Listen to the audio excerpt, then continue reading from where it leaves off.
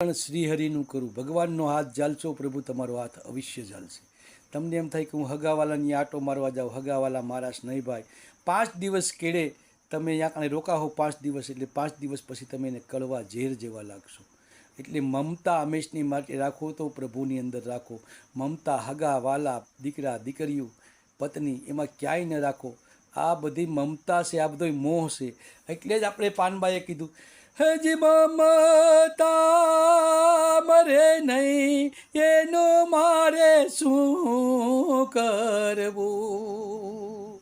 એ વાલો મારો દીનો રે દયા મમતા એ મરે નહીં, એનું મારે શું કરવું.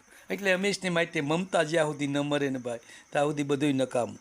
જય શ્રી રામ.